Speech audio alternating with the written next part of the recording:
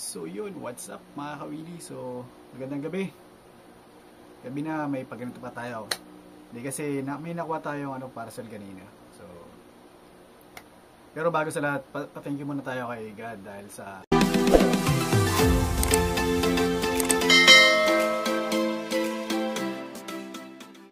sa isang araw na binigay sa atin na lumipas. So, gabi na naman. So, thank you.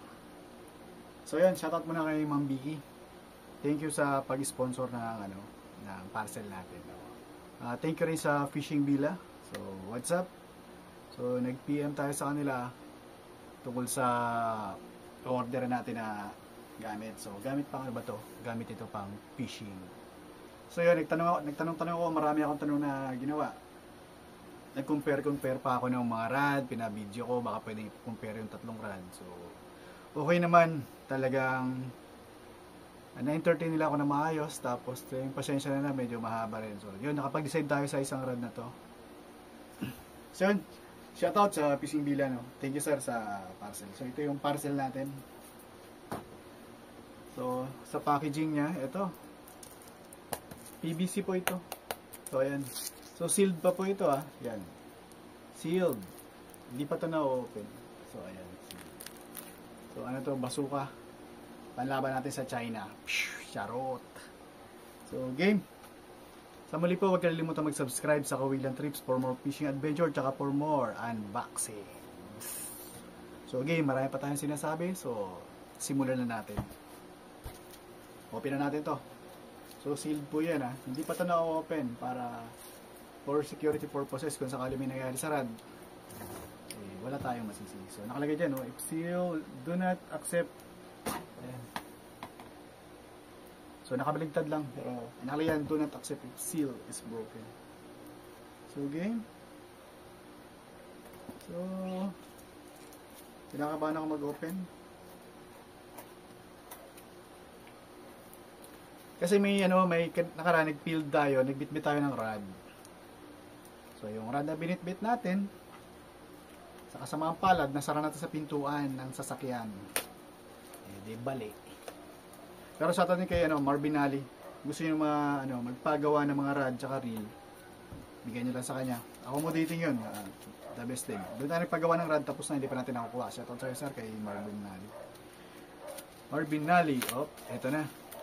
Oh, amazing, nakatali pa sa ito. Para hindi siguro umalog-alog. Ano to? What's up? Saran.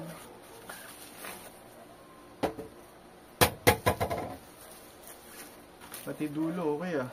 Maganda yung pagkakaano. Tinalian yung dulo, magkabilang dulo para secured yung rod natin.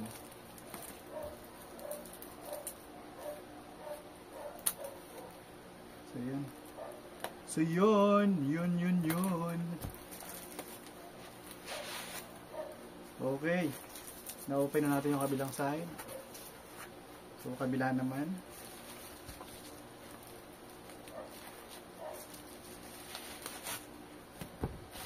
So, ayun. So, yung tape. So, ano nga bang rad ito? Thank you ulit kay Ma'am Vicky sa pag-sponsor po ng rad natin. So, yan. Ano nga bang rad ito?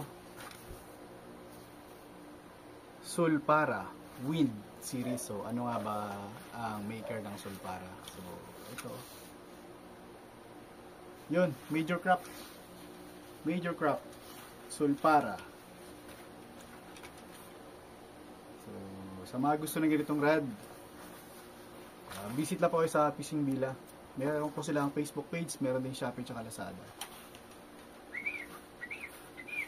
So, magaan. So, open na natin. This is it.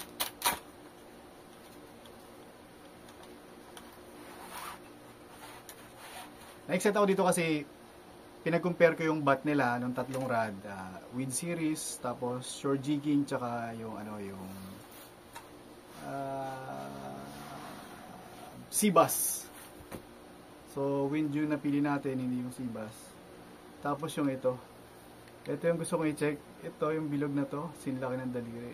Kasi pag ultralight, maliit yung ganito, so ayoko rin masyadong malaki, kaya yun. So this one, ito siya. Ito yung butt section niya. Ang ganito, major crop. Yan, Sulpara. Wind Series. SPX 832 ml. So 8 feet, 3 inches, 2 section, medium light. So yan. Okay, yung low rating nito 5 to 17 grams. So light sana yung ordering ko, kaso nakalagay doon 7 grams to 23 or something, 21, ganun basta. So 7 grams, medyo malaki-laki na. So hindi na ako makakapaghagis ng minnow na 5 grams. Kaya ito lang ano ko kasi ang minimum niya 5 grams. So pwede pa rin tayo mag ultralight na lure. Pero nang rod hindi na siya. Medium light na siya eh. Pero ang gaan nito. Oh, ang gaan nito. Grabe.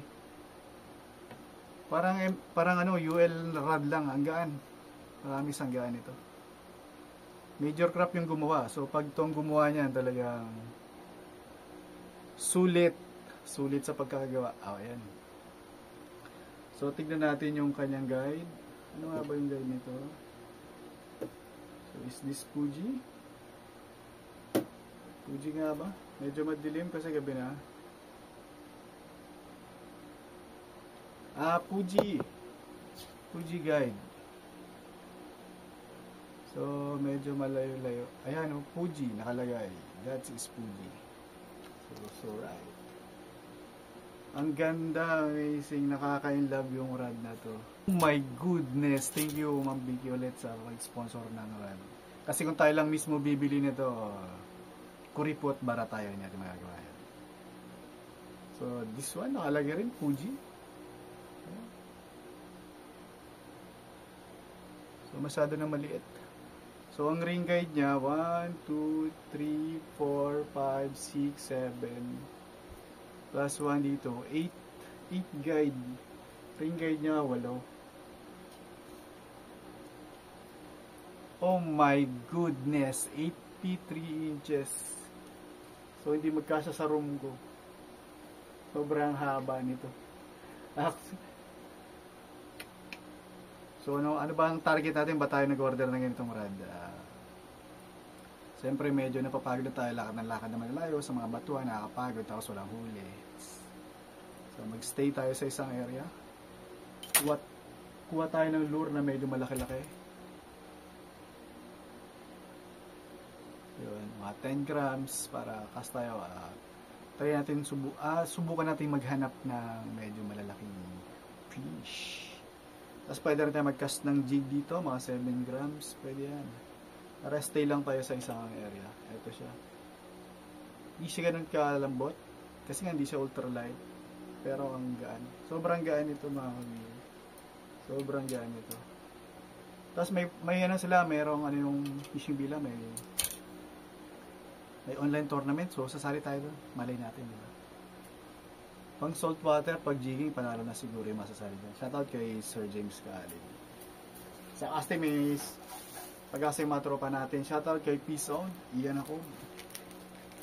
Ito yung in-order nating pa-extra. Ano nga ba ito?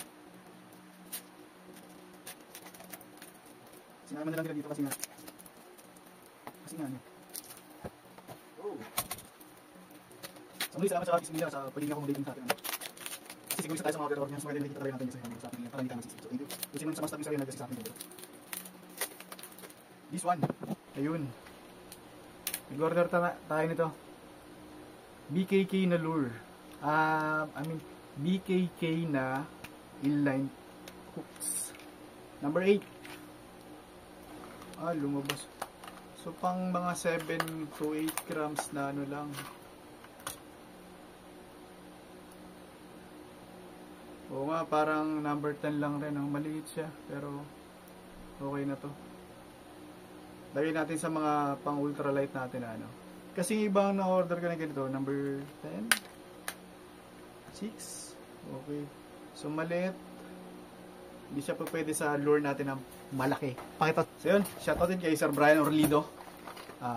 Kung gusto nyo ng mga lures, fishing accessories, may mga fishing rod siya, may fishing reels. Lahat ng fishing accessories o fishing gear meron si Brian Orlido.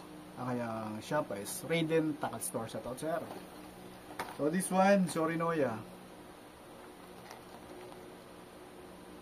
Okay. Tatlo yan. This one. Saka this one. Mga 10 grams po ito. 10.3 grams. So,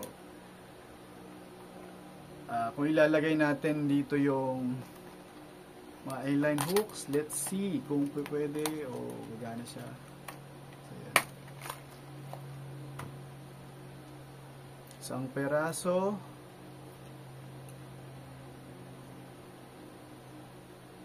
Boom! Tingin nyo, okay ba to?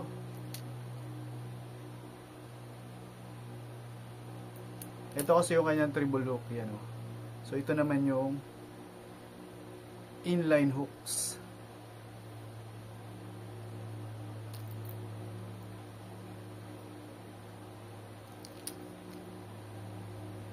Malaki lang yung buka nito, pero okay na to. Sakto. So, thank you ulit sa Fishing Village at kay Renita Store sa pag-entertain sa atin sa ating mga purchases na pang fishing gear. So, hanggang sa muli, Alan Gonzales po, Nakawilan Trips. Pa-subscribe sa ating YouTube channel, no? Tapos sa ating Facebook page. Kawilan Trips din, siyempre. / Durkis Physiology at sa ating TikTok. Kawilan Trips pa rin. / Durkidu26. So, yun. Shoutout ulit. Nice rad. Sana sa rad na to, makadali na tayo ng medyo malaki-laki. Matagal natin hinahanap kung hindi pa natin nadadali. So hanggang sa muli, no? Magandang gabi. Piliin natin ang laging sumaya.